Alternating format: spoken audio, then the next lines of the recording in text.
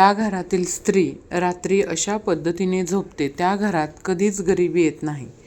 नमस्कार श्री स्वामी समर्थ मित्रांनो, आजच्या या व्हिडिओमध्ये आपण जाणून घेणार आहोत की जेव्हा कोणती स्त्री अशी झोपते तर त्या घरामध्ये श्रीमंती येते.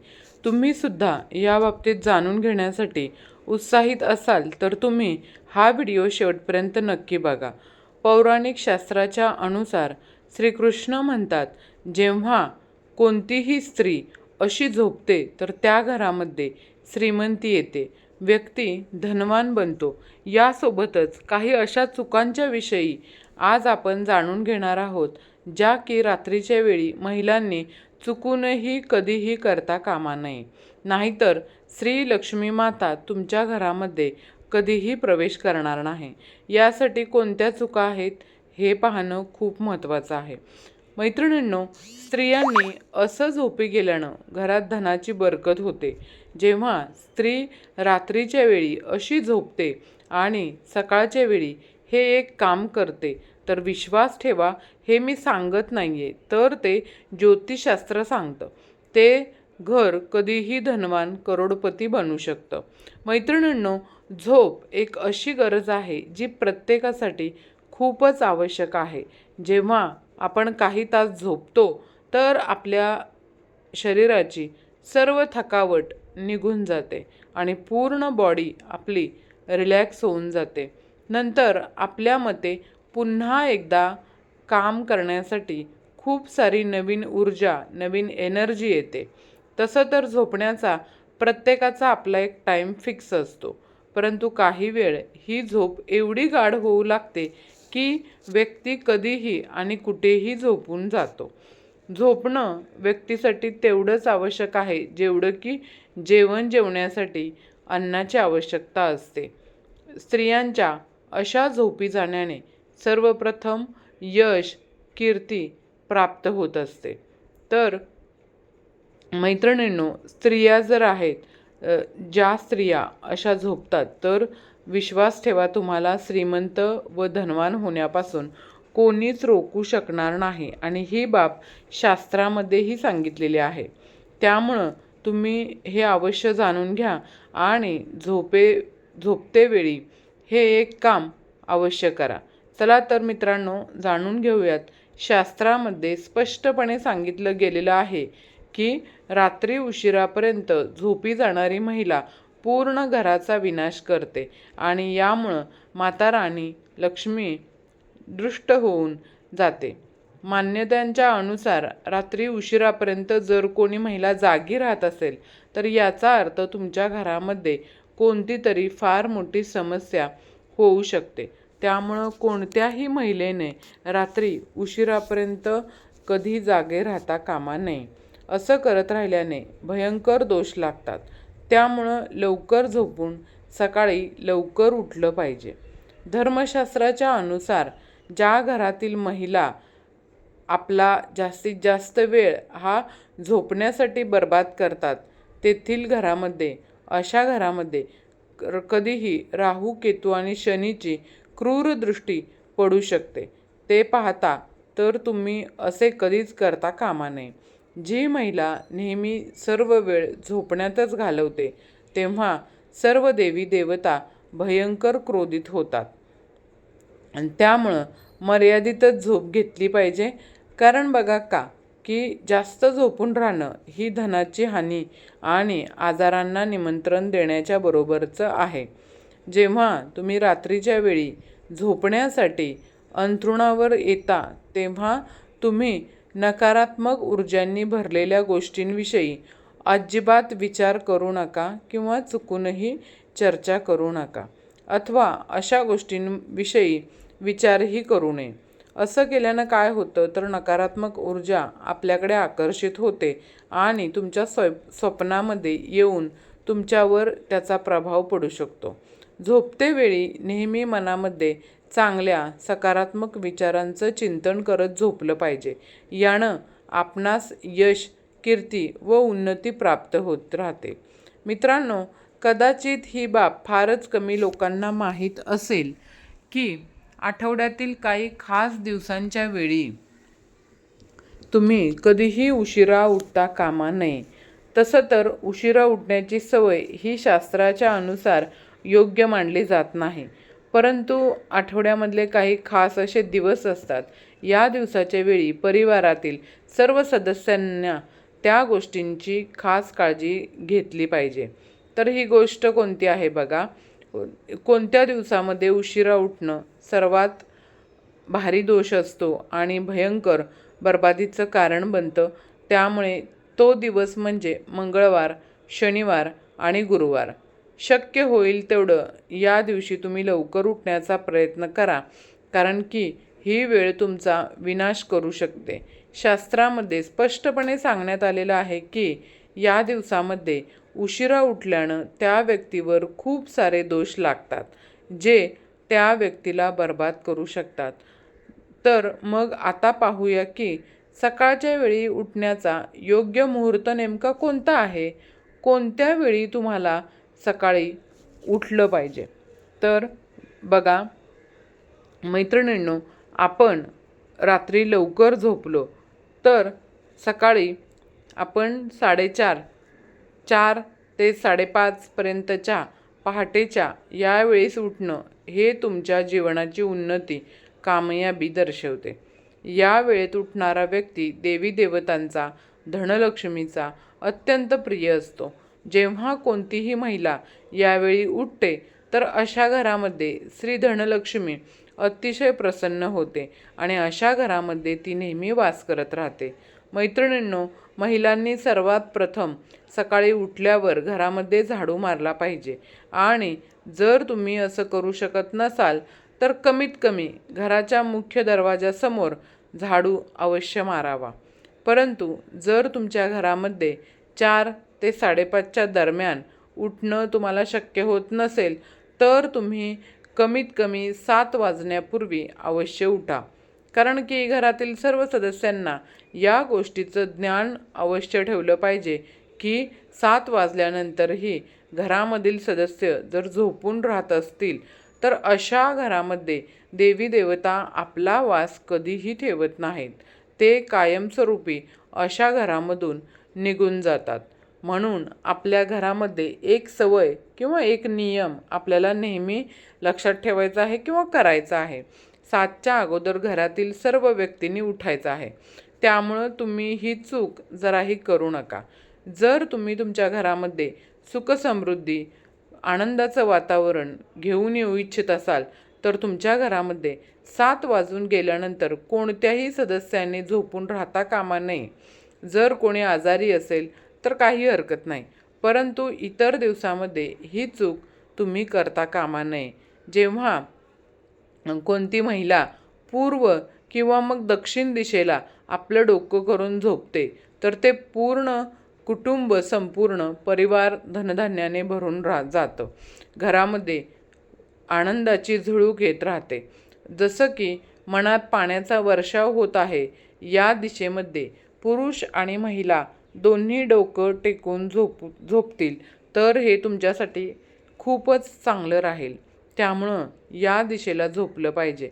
फक्त आपल्यापैकी बऱ्याचशाच दाम्पत्याच्या मनात हा प्रश्न उद्भवत असतो की रात्री पती आणि पत्नीनं कसं झोपलं पाहिजे. तर तुम्हाला मी या संबंधित संपूर्ण शास्त्रीय सिद्ध असलेली माहिती आता मी तुम्हाला सांगणार आहे. त्यासाठी संपूर्ण लक्ष देऊन नीट ऐका. ही माहिती बघा, वास्तुविज्ञानामध्ये सांगण्यात आलेलं आहे की कोणतंही दाम्पत्य जीवनामधील आपापसातील प्रेम आणि योग्य ताळमेळ जुळून राहण्यासाठी पत्नीला पतीच्या डाव्या बाजूला झोपलं पाहिजे आणि पतीला पत्नीच्या उजव्या बाजूला झोपलं पाहिजे. त्याच्या मागचं मुख्य कारण हे आहे की पत्नीला पतीचे डावे अंग मानलं जातं. असं मानलं जातं की पतीला पत्नीचा उजवा हिस्सा मानला गेलेला आहे. त्यांच्या पारिवारिक जीवनामध्ये संतुलन बनून राहतं. ज्या घरातून लक्ष्मी रुष्ट होऊन जाते त्यांना धनासंबंधी समस्यांशी झुंजावं लागतं. खरं तर कित्येक वर्षापासून अशा परंपरा आणि मान्यता चालत आलेल्या आहे ज्यांच्या अनुसार बोललं गेलं आहे की जर असं केलं जाईल तर लक्ष्मी त्या घराकडे कायमची आपली पाठ फिरवते. त्यामुळं तुम्ही हे गाठीशी बांधून ठेवा की तुम्ही तुमच्या घरामध्ये अशा कामांना जराही करण्यास जाऊ नका. त्यानं तुम्हाला येणाऱ्या कालावधीत तुमच्या जीवनात कधी धनाचा अभाव झेलावं लागू नये. तर मग शेवटी अशी ती कोणती कामं आहेत त्यांना सायंकाळी किंवा रात्रीच्या वेळी कधीही करता कामा नयेत याविषयी माहिती जाणून घेऊया. त्यामध्ये माहिती जाणून घेण्यापूर्वी चॅनलवरती जर तुम्ही नवीन असाल तर चॅनलला लाईक करा आणि चॅनलला सबस्क्राईब करायला विसरू नका. यामध्ये पहिलं कारण असं मानलं जातं की सायंकाळी आणि रात्रीच्या वेळी दूध, दही व मीठ कोणालाही देता कामा नये. तर हो मित्रांनो, त्या वस्तूंना तुम्ही यावेळेस खरेदी करून घरात तर आणू शकता, परंतु चुकूनही कोणासही आपल्या घरातून या वस्तू देऊ शकत नाही. जर तुम्ही ही चूक केली तर यानं तुम्हाला लक्ष्मीचा क्रोध झेलावा लागू शकतो.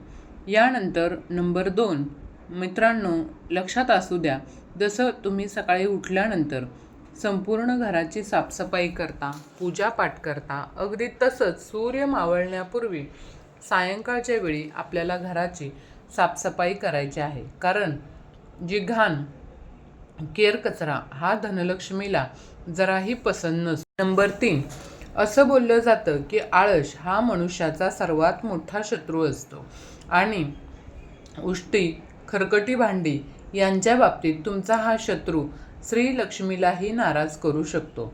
काही घरांमध्ये लोक हा आळस करतात आणि रात्रीच्या वेळी उष्टी, खरकटी भांडी तशीच ठेवून देतात आणि ती भांडी सकाळी म्हणजेच दुसऱ्या दिवशी सकाळी उठल्यानंतर ती भांडी धुतली जातात. तर मित्रांनो, हे शास्त्राच्या अनुसार जराही योग्य मानलं जात नाही. रात्रीची उष्टी भांडी किचनमध्ये ठेवल्यानं माता लक्ष्मी नाराज होते आणि या स्त्री अन्नपूर्णा मातेचा अपमान केल्याचं मानलं जातं. आणि वास्तुशास्त्राच्या अनुसार असं केल्यानं धनाची देवी महालक्ष्मी आणि अन्नधान्याची देवी श्री अन्नपूर्णा माता तुमच्या घराचा त्याग करते. यानंतर चौथा नंबरची गोष्ट तुम्हाला सांगू इच्छिते की तुम्हाला तर हे माहीतच असेल की श्रीलक्ष्मीला अन्नदाता हे बोललं जातं. तिच्या कृपेने आपणा सर्वांना धनसंपत्ती आणि अन्नधान्यांची प्राप्ती होत असते. त्यामुळं हे लक्षात असू द्या की तुम्ही चुकूनही कधी अन्नाचा अपमान करू नका. लक्षात ठेवा की जेव्हा पण तुम्ही जेवण जेवाल तेव्हा त्यास पूर्ण संपवावे, कारण की श्री लक्ष्मी माता ताटात अर्धवट टाकलेल्या अन्नाच्या कारणामुळे रुष्ट होऊ शकते. म्हणून आपल्या घरामध्ये जेवणासंबंधीचा हा नियम दररोज पाळला जावा. यानंतर आपल्या घरामध्ये बघा, यामुळं आपल्या घरामध्ये काय होतं, अशा गोष्टी आपल्या घरामध्ये आपण घडण्यास होऊ देऊ नका. जर कोणी असं करत असेल तर त्याला त्वरित तुम्ही रोकावं आणि खास करून आपल्या लहान मुलांना सुद्धा ही सवय अवश्य लावा. आणि त्यानंतर येतो नंबर 5. आता ज्या घरामध्ये महिलांना कायम अपमानित केलं जातं त्या घरातही लक्ष्मी कधी वास करत नाही. त्यामुळे चुकूनही तुम्ही ही चूक तुमच्या घरात होऊ देऊ नका. त्यानंतर नंबर 6, बऱ्याच वेळा आपण लोक पूजा करतो बघा. काही वेळा त्यावेळी आपल्याकडून काही चुकासुद्धा होतात ज्याच्या कारणामुळं आपल्याला नुकसान होऊ शकतं. पूजा करतेवेळी काळजी घ्यावी की कोणत्याही सामग्रीला काही लोक या गोष्टीचं लक्ष ठेवत नाहीत किंवा ध्यान ठेवत नाहीत. चुकून पूजेचं काही सामान जमिनीवर तसंच ठेवून देतात आणि नंतर त्याच देवतेला समर्पित करतात. परंतु असं कधीही करू नये. पूजा सामग्रीला कायम पूजेच्या थाळीमध्ये किंवा कोणत्या तरी कपड्यावर ठेवलं पाहिजे.